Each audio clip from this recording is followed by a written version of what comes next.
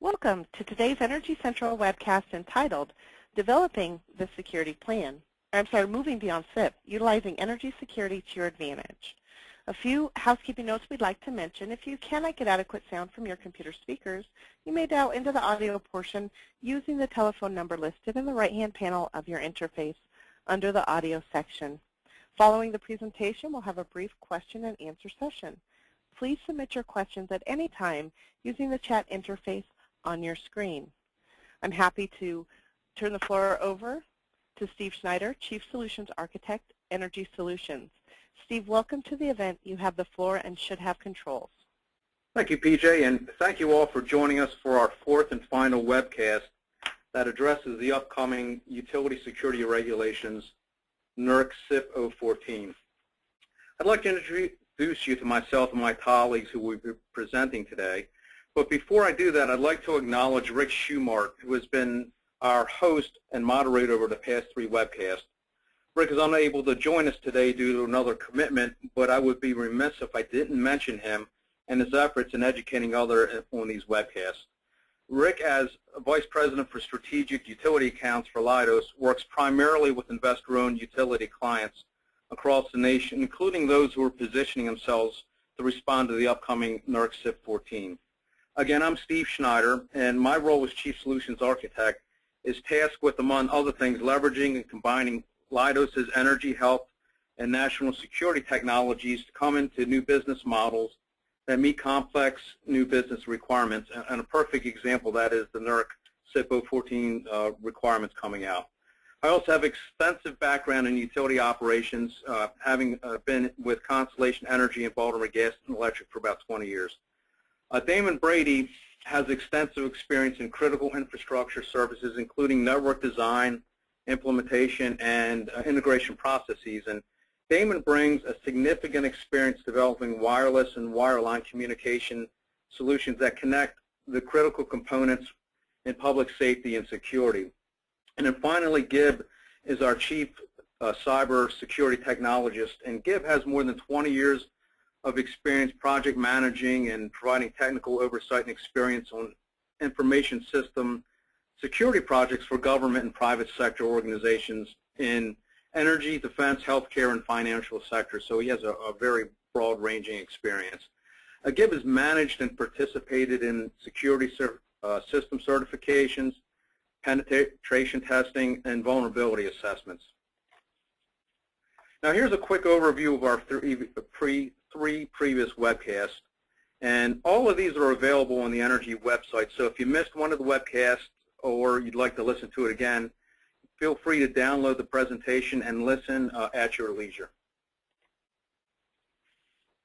So utility security. Utility security can be viewed as the convergence of taking national security and putting it onto the power and electrical sectors. Leidos is in this discussion because we bring a unique perspective in the utility security arena. First, we've got decades of experience in national critical infrastructure. We've been performing national security activities since 1969, which include cybersecurity, force protection, electronic systems, and physical barriers. Now, laying on top of that, we also have 70 years of utility experience going back to our heritage from R.W. Beck and Patrick Energy Services. And on top of that, we have performed substantial physical security activities post 9/11 on airports, seaports, and critical defense installations. So what we really are talking about is merging the national security, airport, and seaport experience with our utility engineering acumen and providing a broad overview of how that can be applied to the NERC CIP 014 requirements. So let's dive into how you can make energy security work to your advantage.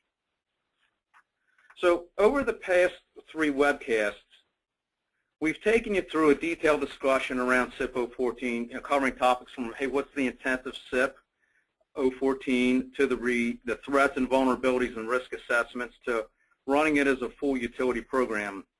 And if you take a step back, CIP 14 is really about detecting, deterring, delaying, defending, and denying security threats so the energy keeps throwing across our grid. And while physical security measures may be required to reduce the immediate threats at the critical sites, really the ultimate goal for us as utilities is to plan and create a smart, safe, more resilient system. So today what I'd like to do is go in and broaden our perspective beyond CIP 014 into a more holistic view of the grid while exploring areas we can leverage. And really what we want to do is take the security blinders off, because CIP 014 doesn't exist in a vacuum, and there are many approaches which exist that can contribute to a more resilient system. And so again, I want to talk about how these areas can contribute to our shaping our security plan. So when we look at the electrical grid, many technologies, techniques, and engineering synergies are out there that can address, expand, and broaden our perspectives beyond the CIP 014 boundary. Now, this diagram shows us a holistic view of a sampling of some of the security and technologies that can go and support CIP. And we could talk for hours over how each one of these domains directly improves our electrical system security and resiliency, but in the interest of time, we're really going to focus on 7 of those topics to highlight today, and they're big data and analytics, system convergence, particularly IT and OT, cybersecurity, utility engineering as it relates to how it can improve resiliency by working together, supply chain, EMP or GIC, or electromagnetic pulses and geomagnetically induced currents, and open source intelligence. Now, as we review each of these topics, it's our intent to briefly expose you all to these areas and demonstrate how you can leverage that domain to enrich your utility security and resiliency programs. And as we go through this, we also want to highlight that utility security and grid resiliency really reinforce each other quite strongly, because their primary goal are both having continued uninterruptible energy delivery. Now, first I'm going to touch on grid resiliency and utility engineering. Now, as I stated before, while physical security measures may be required to reduce immediate threats at the critical sites, the goal is to plan and create a smart, safe, resilient system. So how can good upfront utility engineering and CIP 014 security focus works together? So a great example comes from an IOU, which I'll talk about here. A system planner in this utility identified a substation as one of the critical lists underneath the CIP 014. Now, this utility estimated that retrofitting the substation to CIP 014 compliance could run between $3 and $4 million.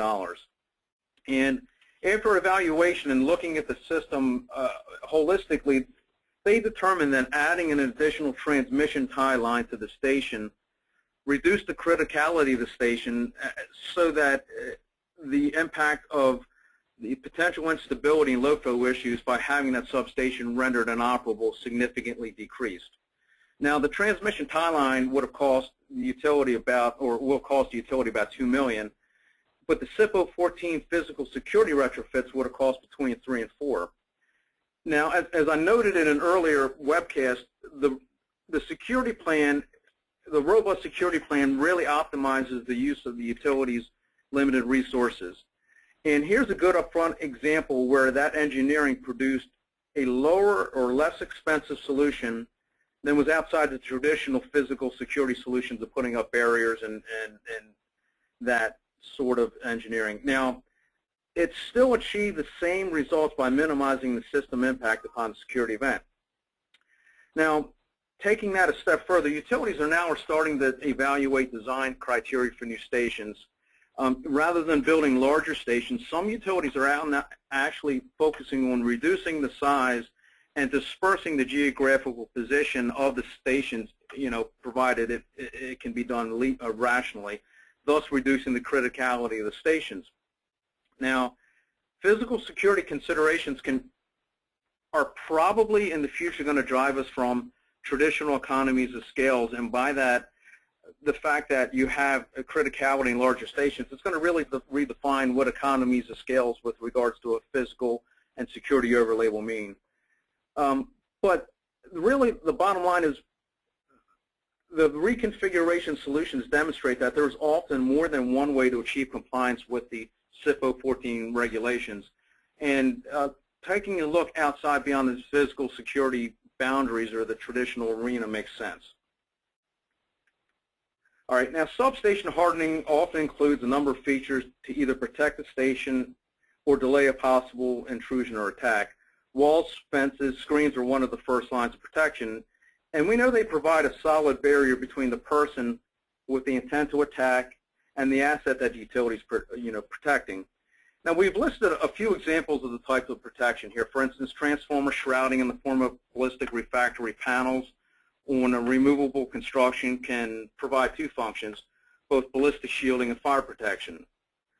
Delaying an attack is a key deterrent. Walls and fences around the perimeter of the facility really significantly delay an attack, giving the utility time to respond to potentially stop the attack. For example, no-climb barriers are becoming popular, not only as theft deterrents, but for security station vegetation, specifically types of trees, properly spaced around the fence also allows screening of the station to preclude a line of sight into the station. A number of other features can be incorporated into the new station design to physically protect the transformers and the control enclosures. Now, some also additional considerations to keep in mind when you're looking at these measures. Airflow around equipment is important, so providing that appropriate airflow so the equipment doesn't overheat certainly needs to be factored in. You also want to minimize the ability to operate the equipment or take outages.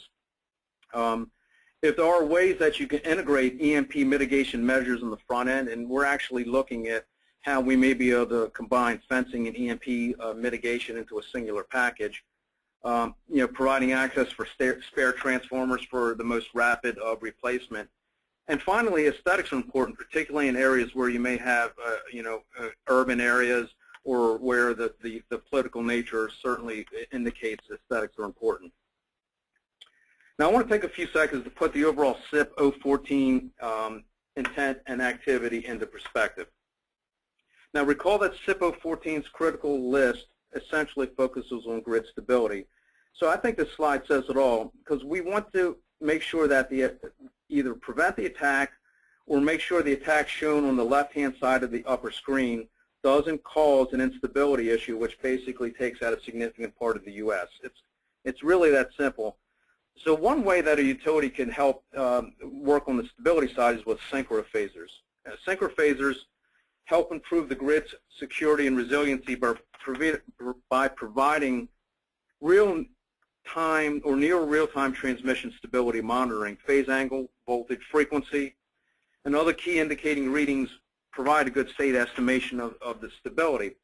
So in the event that a critical station is attacked and rendered inoperable, a synchrophase network can provide real-time alerts to a propagating wave of instability, and that lets the utility appropriately isolate the issue to minimize a cascading impact. Now, this is an example of where real-time system monitoring provides strong utility security response and improvements of the protocols. As an aside, I know as a utility we're always interested in cost recovery. So anytime we can show that there are multiple overlapping benefits from technologies, it'll provide a stronger case for cost recovery from your regulators. Now, it's our opinion that FERC's comments on the initial 014 draft, which indicated that the federal government has the right or would like to be able to add or delete facilities to the utility's critical list, was really directed toward key government facilities such as Langley, NSA, or other critical national defense facilities around. And a potential method to reduce the impact on these critical government facilities is using distributed energy resources and/or microgrids. So introducing baseload power locally can mitigate power delivery vulnerabilities and essentially improve the energy assurancy for these key governmental facilities. And theoretically also, the local gen sets could also provide a black start support during an event. So I'd mentioned synchrophasers prior in the big data. I wanted to bring Damon Brady in to talk some other examples of how big data and analytics can be leveraged to help our security posture. Damon? Thank you, Steve. Yeah, I'd like to talk a little bit about big data and data analytics, and as it's really an emerging topic in the utility space. Yeah, I remember attending Distributech 5 or 6 years ago, and that's back in the days when utilities were really focused on deploying the infrastructure that would generate this new fire hose of data. So folks were really thinking about the gray boxes that would go out into the field, whether they're AMI meters, DA, DG, SCADA systems, even weather platforms. Getting all that stuff out into the field was the priority. But about 3 years ago, things started to shift a little bit, and utilities began to realize that the infrastructure is in place and data is being generated, but very little was actually being done with it. They had very specific business cases that justified those independent systems. But all those vast quantities of data were generally just coming and sitting in their data warehouse. And so now you have all these functions that are generating these huge amounts of data and create all sorts of new opportunities for correlation. And very little was being done to understand and figure out how it could impact the business. And there are really 3 key issues that utilities are facing when they try to take advantage of big data and data analytics today. And those are that they have existing infrastructures in place, and the big data analytics tools need to be able to be compatible with those and fit within existing back-end systems and visualization tools. Or new systems have to be carefully selected if they don't own them already. There's a large variety of data types that are out there, and systems have to be configurable and have the ability to accommodate a wide variety of data sources. And really, at the end of the day, most customers or most utility customers don't have extensive teams of data scientists that are out there. Maybe there are a few, or maybe there are none, but maybe somebody focused on specific aspects around customer engagement, for example. But it can require some extensive engineering experience to really get things started and figure out how to really correlate and realize the benefit of big data. So what can this do for you? Well, big data is really there to help ingest and analyze historical data, and also ingest those vast quantities of real-time or near real-time data. And then it provides the ability to consolidate and summarize, and then develop statistical models that help enable a predictive capability. And the goal really is to improve protection and resiliency in real time or in near real time. Let's talk a little bit about what the typical analytic process can look like. And you'll see it's really focused on taking new data, applying it or correlating it to meet a real business and operational need, and then making that information readily available in an actionable format to key stakeholders. Yet at first impressions, it may seem that this is a very, very complex and expensive capability. And boy, it sure can be. We certainly know that from federal and DoD sorts of work where they're taking global information and trying to correlate. But it really doesn't have to be. And we'll talk about some of the simple and straightforward approaches that utilities are taking today to get some incremental value. So the first step in the process is being able to collect and assign value to new data streams. Data ingestion really means taking those multiple sources of information and making them available through a common interface. That could be an ESB, it could be a data historian, and many utilities are well down this path. But in most cases, they're not too far. They may have the data historian logged, set up, and logging information. Remember that even though it may not seem like it, utilities are pretty new to this and relatively new players in trying to take advantage of the multitude of data streams that are now available. So next comes the task of trying to fully understand the available data and develop use cases to exploit those vast amounts of data that are available. And in conjunction with understanding the data, new use cases are being developed that really help prove the effectiveness and the data analysis and demonstration of a tangible return on investment. Once the use cases are developed, then attention turns more toward modeling and visualization. And this is where we find the best approach for correlating and visualizing the information from a technology and HMI, human-machine interface perspective. It's key at this stage to make sure that the end users are clearly understood, since they're really the consumers of the information. And getting new correlated information into practice on a day-to-day basis is really what we're out trying to achieve with this. Finally, once new information is deployed, it's really important to close the loop and get some feedback that allows for a continual, at the very least, periodic refresh to the analytic processes. New ideas and new thought processes come out throughout that development cycle. One of the things that I really like to focus on, is that while this can seem very complex, very expensive, it doesn't have to be the case. And we'll give a couple of examples going forward here. And the idea of these use cases is to be able to look across silos, operational silos, and functional areas, and quickly derive incremental value. So what's the low-hanging fruit that would benefit one or more functional areas? How easily can it be extracted and shared? And and that sharing of that independent information is important, but it needs to be done in a way that doesn't necessarily compromise the day-to-day business processes of that data owner. And so those are all the things that we sort of try to look at. And really, we'll walk through a couple of use cases here, but they're really around just developing if, and then use cases against specific goals, operational goals. So the first one here that's, relevant, kind of a ripped from the headlines example, is if operations detects a transformer temperature anomaly and IT or cyber detect a network outage, then, what happens? Physical security deploys guard or police for site protection, and the operations team deploys a maintenance crew. That's a direct and relevant example to let's say the Metcalf incident out at Pacific Gas and Electric. A second use case, similarly, is if cyber and IT detect an all comms down condition. What happens then? Well, we may look at it and say physical security needs to go deploy for a site assessment to determine if there's something going on, and operations could elevate their threat condition from a green alarm to a yellow alarm and begin a scan of OMS or other operational systems for a potential correlated outage. And the goal of that would be to rule out or respond to a physical attack vector and get a jump on what a response should be. And then one more just to kind of round out the major silos we're talking about. If physical security detects an access control system breach and IT and cyber detect a network intrusion, operations may want to initiate a data validation cross-check procedure. We've certainly seen where internal threats have been perpetrated from the edge with the goal of corrupting data and making, forcing operations to make essentially bad decisions based on bad data. And so this is a simple use case outlining how that can be avoided.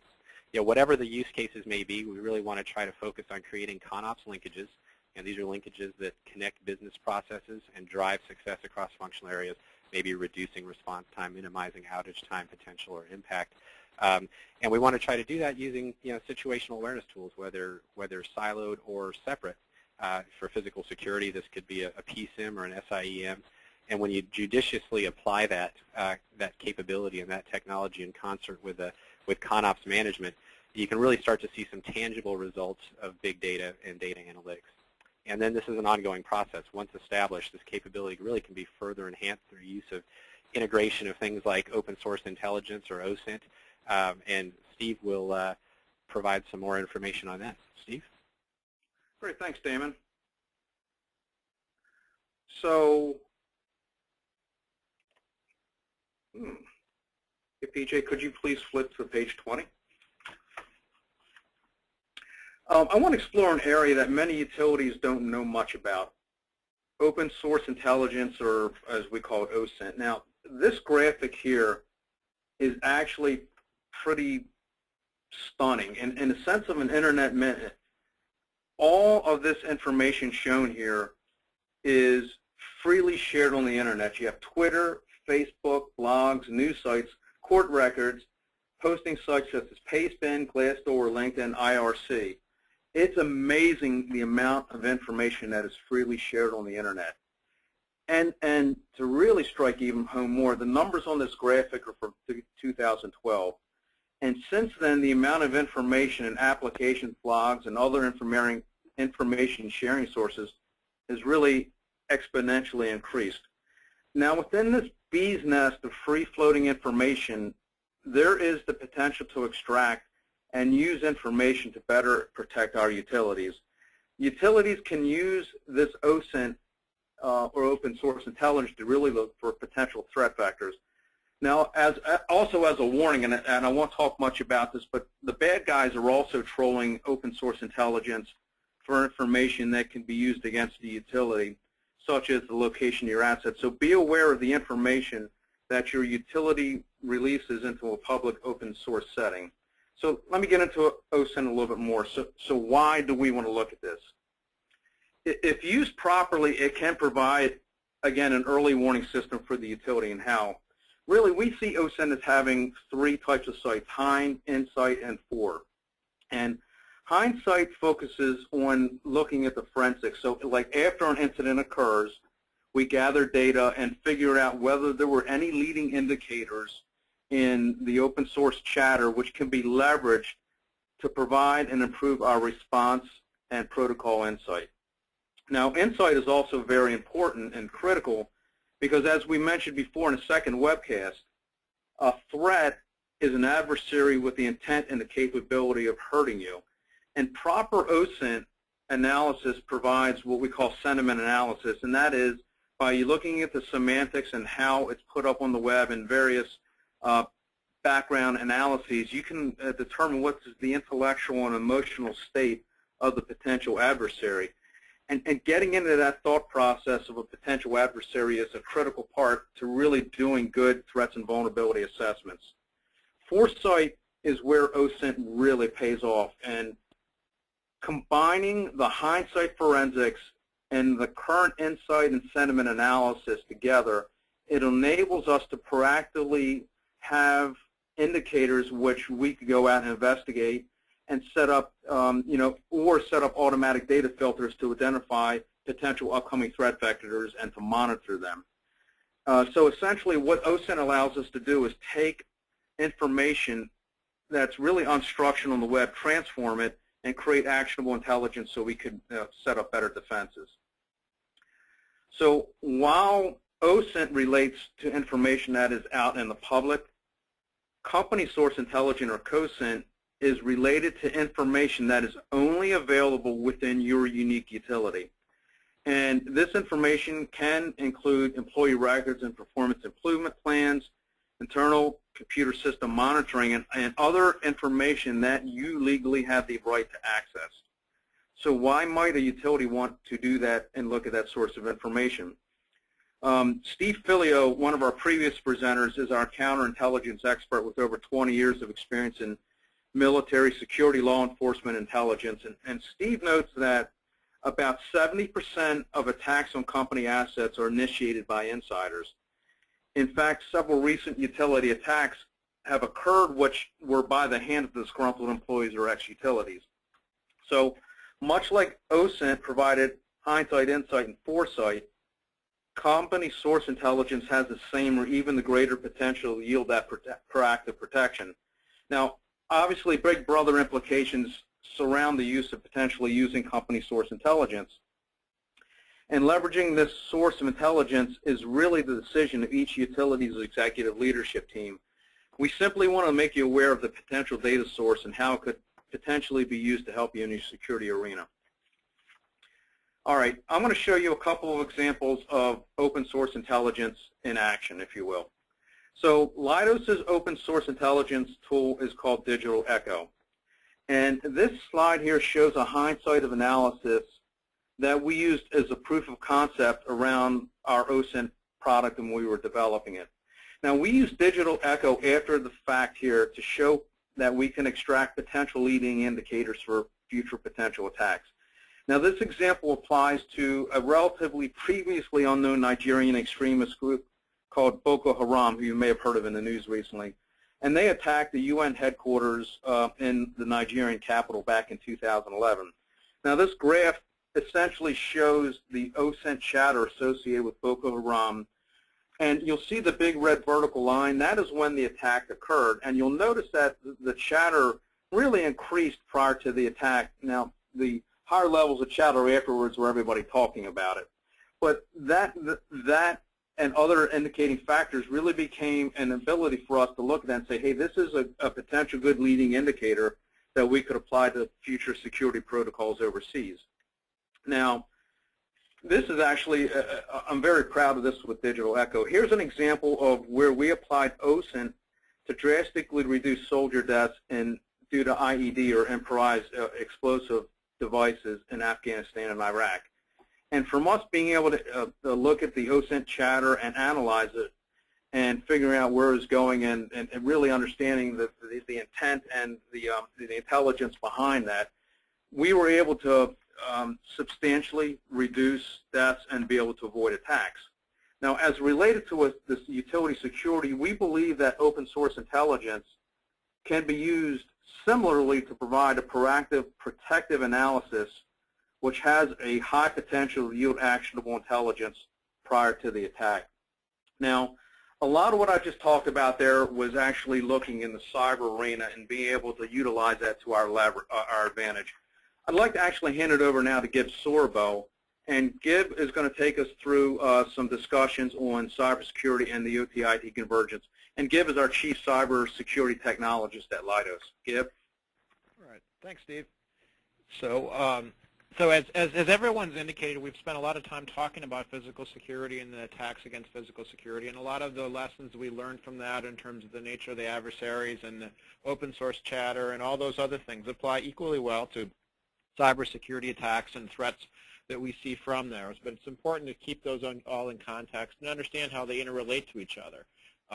These things don't happen in a vacuum, and oftentimes cyber and physical attacks are actually happening together, one helping to support the other. For example, a cyber attack may be used to gain reconnaissance information about a potential physical attack target, such as the systems used, the types of security access provided, and things like that. So very important information, not only to make sure adversaries don't get their hands on that information, but to also give people a leg up in knowing that somebody may be trying to attack a system. It's the equivalent of looking for people that are, quote, casing the joint or something else like that to be able to spot weaknesses and so forth. So it's important that we understand and we have the ability to know when those things are occurring through all the chatter. The second area where cyber is important is even when there is a physical attack, sometimes cybersecurity attacks will be used to distract attention, to limit resources, to overload resources that are being used to respond to a cyber attack. And we've seen this in actual attacks where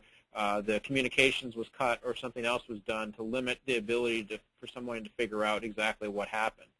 But it's also in the areas where we can gain information from cyber and physical and make them work together, pulling data on network health statistics, on different attack vectors and events, and just looking at the whole technology life cycle to be able to help support the cyber and physical areas. Similarly, with respect to physical security, cybersecurity knowledge and expertise is oftentimes used to help in event correlation, to help in a variety of other ways in order to support physical security systems, to help obviously harden them, to make sure that somebody can't break into them, but also to leverage the information that comes out of them to correlate that with cyber events, with other events, and be able to use that data better. And as we see in the next slide, is that a lot of that can be done, as Steve and Damon have been earlier talking about fusing the data together from a variety of systems to give you a better situational awareness of your overall environment, and that includes physical security and cyber, as well as outside information, what Steve refers to as OSINT, but may also be specialized information that utilities can get about events that are happening, such as fires or other disasters that may be going on, that can help to give you a better understanding of what sort of cyber attacks or other physical attacks might be expected at the same time. Even things like protests and other information that can be fed in from news sources is very helpful. And the whole goal is to avoid a siloed approach that would lead people to not be aware of what's going on in these other areas. And so it requires both fusing this data together, but also being intelligent about how you do it, because the last thing that you want is to have all this data, but then being overloaded with data and not be able to respond to it. So it's important to have the ability of systems like a digital echo that Steve referred to, or like other aggregated tools that allow you to correlate events, that something that an individual sees on their screen is a small fraction of what the data is that they're actually getting in. So you can actually find things that are relevant in a timely manner that people can act on appropriately. And that's what these fusion approaches are all about, is to provide additional richness in the content of what you have by pulling this data together. And if we can go to the next slide, the cybersecurity life cycle, even if we had all this data fused together, oftentimes what people do is they forget about the fact that there's a lot of different aspects of cybersecurity and physical security they need to be aware of. Most people start at the first pie, number one, the deter or the prevent side, which is really about typical things like patching systems or putting up firewalls, putting all the protections in place. So it's the equivalent in physical security of putting up a wall or putting everything in your safe. Yes, that's a good approach to use, but it's not the only one. And we know that if we have a safe sitting there and it's available for anybody to access, over time somebody's going to figure out how to break in. They're going to either figure out the combination or they're going to drill into the thing and be able to pull out whatever they had. And so if you don't have the other aspects of your life cycle to detect, to be able to know when somebody's trying to drill in or hack into your network and be able to then alert people about that, you're not very helpful. Most cyber events happen and people don't even know when they've been attacked. Data is exfiltrated out of the environment and people are left not knowing what has happened because while they have defenses up, if someone gets around those defenses, the organization is completely blind to know when that's occurring. And so you need to have that. And even beyond that, if you take, again, a physical equivalent, if you've got an alert but nobody comes running, if an alarm goes off but no guards come running when somebody tries to break into a safe, you know that eventually somebody's going to steal it. It's like cars with alarms going off sitting out in the street that everybody ignores because it just becomes noise that they get used to. And so you need to have people and processes and policies in place to be able to actually respond to those events when they occur, to do a number of different things. First of all, to delay and deny those. So if you see something, attack coming in, to be able to stop it by putting in a firewall rule or updating a signature of some sort to block that attack from happening in the future and not letting it get any further. It may mean that your system's been infected and so you need to quarantine it so it doesn't get any further and that you block the ability for somebody to pull data out of your network that they've gotten into to basically keep them very limited in what they can do. And then finally, once all that's happened and your system has been hacked and data's been stolen, you still need to recover from that. And if you're a utility, that may mean that you have to get systems up and running that you can trust to run your electrical grid. A lot of utilities we work with, we ask the question, if you couldn't trust your computers anymore, can you still run your electrical grid? Most can right now, but you need to be able to have your processes in place to be able to know what to do and when to do it and how long you can operate that way with the staffing that you have and other things. How quickly can you recover, and what does recovery mean? Does it mean you can operate without computer? Well, that works great for a week, 2 weeks, maybe a month, but not forever. So how do you get your computers back up, and who do you work with, and what are the processes? Do you operate like Saudi Aramco, where you had 30,000 computers that were wiped out by a virus? Well, then you better be able to procure new computers very quickly to be able to get the business back up and running. So all these things need to be considered, not just the first step of deterring those attacks. And so it needs to be covered completely together. So with that in mind, I'm going to turn it back to Steve, who will talk a little bit about some of the other aspects of sorry, to say Damon, to talk about some other aspects of what we're talking about today. Thank you, Gib. I'm going to deviate a little bit, and I'd like to talk about electromagnetic pulse and geomagnetically induced currents a bit. Yeah, for the most part, mitigation of these threats is really being planned for by utility engineering and operations organizations, but it's well worth it for y'all to know from a physical security and other silo perspective so that you're aware of what the potential impact of these threats really is. The reason is these EMP or GIC incidents, whether they're a result of natural or man-made events, represent one of those very few but extraordinarily impactful threats that could cause a dramatic civil disruption and potentially even significantly alter our way of life.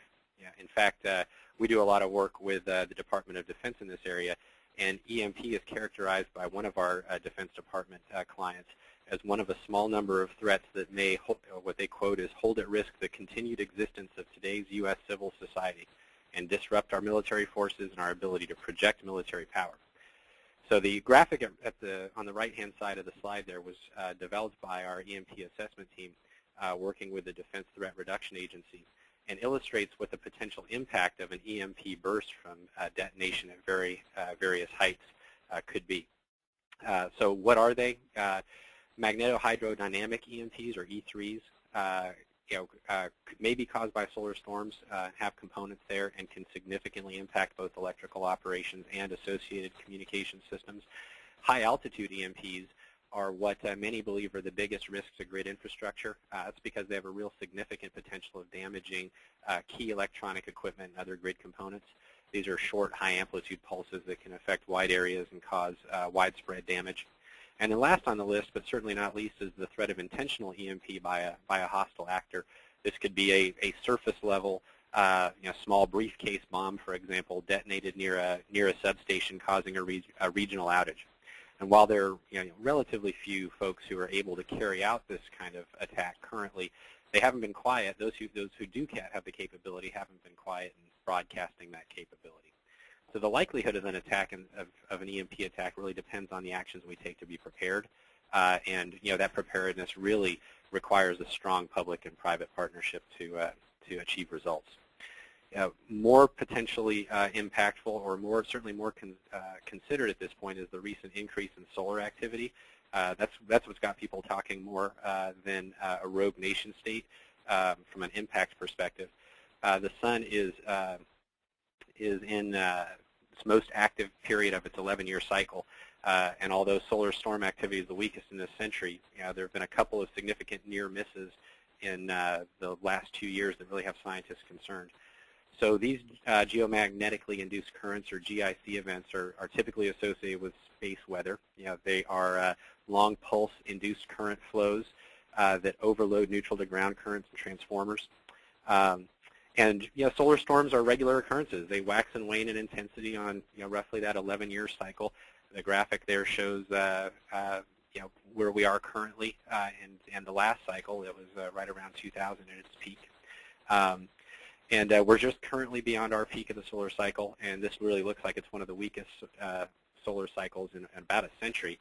The threat does exist, though. There was a peak storm in 2012 that missed hitting the Earth by about approximately 3 to 5 days. And had it been a direct hit, scientists suggest that there could have been some significant damage to the nation's electronic and grid infrastructure. And so there is a precedence for this, as many of you, I'm sure, are well aware.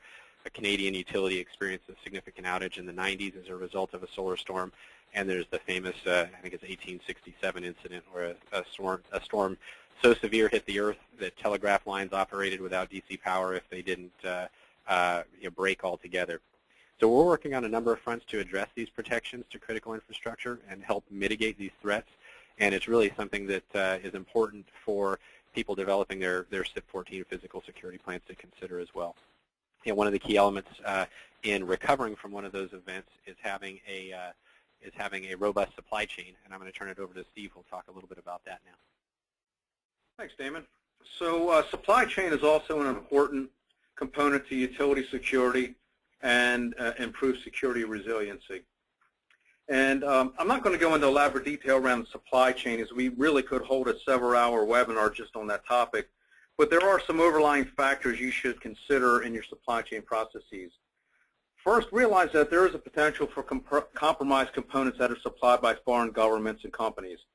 As such, it would be good to know where the critical components are in your substation controls and control centers, and where they originate from, and how many or what foreign country are they made in.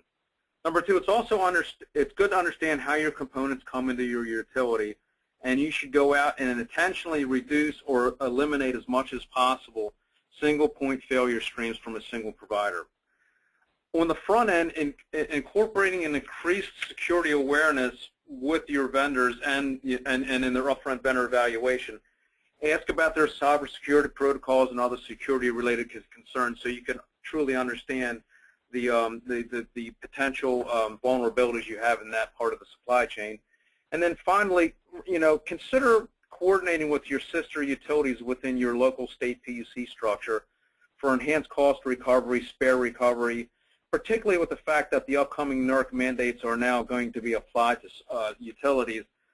Coming together in a consolidated fashion may be able to help with regards to cost recovery around spares and whatnot. Now, this webinar series is focused on CIP-14 and the broader utility security arena. CIP 014 is the appropriate place to start when you're addressing particularly the recent attacks that occurred on our electrical grid, as it deals directly with the physical nature of the attack. And CIP asks, what are the critical components? What are my threats, my vulnerabilities? What's the right implementation plan? There's a third party validating the approach. It is a solid fundamental approach to the utility security. Now that said, while CIP focuses on the physical security, again, the overlaying intent is to provide mechanisms to ensure attacks to us, the utility, don't cause instabilities which can propagate the widespread outages. Now, as we discussed today, there are many, many varied techniques, technology overlaps, upfront engineering decisions that can move your utility's approach well beyond just the fundamental security, physical security approach. We discussed 7 of these, and there are many, many more domains that can be leveraged to do that. And so while CIP does provide the initial framework, moving outside that CIP 014 boundary to address your larger security plan can help you really produce a much stronger, more robust utility protection that has synergies, cost effectiveness, and an improved potential cost recovery support mechanism. So we hope you gained a lot of insight and understanding of CIP 14 over the past 4 webcasts. We also hope that you have increased your confidence in how to best approach CIP 014 for your unique utility. And as I noted at the top of the webcast, all these previous webcasts are available on the Energy Central website. So if you missed one and would still like to listen or you'd like to re-listen, you can certainly download the presentation and listen at any time. Now, Leidos, we are truly at the forefront of tackling the utility security mandates. We've got the deep utility experience. We have, combined with our in-depth approach to performing the threats and vulnerability analyses, we built physical, robust systems and cybersecurity protections for governmental, industrial, and utility clients. And of course, we have a pretty good understanding of the topics we discussed today. So with that, I wanted to, again, show up here. This is our team of utility security experts. If you have any questions about today's content, any previous webinars, or simply want to learn more about other areas which could help your security approach, absolutely feel free to reach out to us. And again, I want to thank you for attending. Now with the time remaining, let's open the floor for questions and answers. And Damon Brady will be moderating our Q&A session. Damon? Thank you, Steve. Yeah, we do have a few questions, and actually, Steve, I think this first one might be best suited to you. The question is, how do you measure resiliency, and what is the resilience metric that you would be considering? Oh, that's a really good question, because we know that's at the forefront. So a couple things. First of all, I'd actually like to refer you to a couple references that you could work to. One is the National Association for Regulated Utility Commissioners actually put out a report which deals with resiliency metrics for the utility. And, obviously we have the SAFE, the CAIDI, the typical, what I'm going to call the reliability metrics. But they also discuss robustness of how hard is it to knock it down, what is the criticality, how quickly can I get it back up, what's the variable loss load value, what's the investment associated with both proactively protecting it and reactively, fixing the situation. How much synergies do I have between existing systems and new systems? So a lot of that resiliency play in there is how much can my system be impacted and still remain relatively stable and not unstable. There's also another good report out called Critical Infrastructure for Security Systems and Resiliency in the Utilities. So just at a high level, they're looking at, how robust is it, what's the investment around it. Again, a lot of the similar strains to it. So I'd recommend, reviewing those a little bit more and on your offline or online research. But that's a lot of the higher level resiliency measures that are currently out in the forethought in the industry. Great, thanks, Steve. The next question we received is, how are utilities working to mitigate the threat of EMP and GIC? And I'll go ahead and try to take that one. Rick Schumart is our standing expert in the area, but I can take a whack at it. And really, we're considering a couple different threats, right? We're talking about E1, high altitude, high frequency threats. And those are really best mitigated by Faraday shielding of control centers and other facilities with critical electronics. In fact, we are actually looking from a physical security integration perspective of trying to use things like fencing, metal fencing as parts or components of a Faraday shield or Faraday cage, and so we're exploring opportunities to do double duty from that perspective. Other things like filtering and limiting devices on shield penetrations, like electrical cables, controls, comms lines, antennas, etc. Putting double layer cable shielding for short-run cables, and then putting in some hard UPS supplies for critical equipment. All help mitigate the risk of E1, that high altitude, high frequency effect.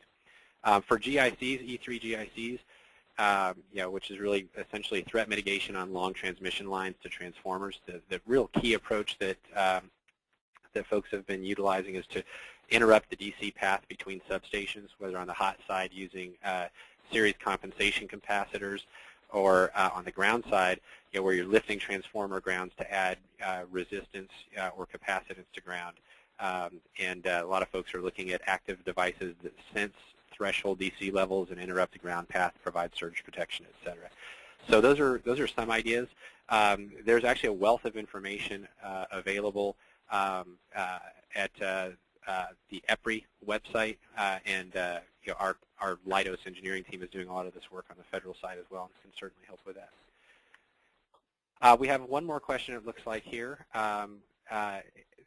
This one's for Gib Sorbo on the cybersecurity front.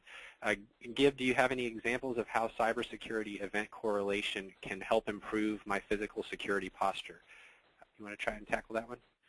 Sure. Well, it can help in a number of ways. As I mentioned in the slides, it's really about having to be able to understand context. And so, when you see an attack or something shows up as a cybersecurity event, you have to make sure that you have an accurate inventory. You understand what it's attacking, and maybe some idea about why, because that will then inform you whether your physical security is at risk.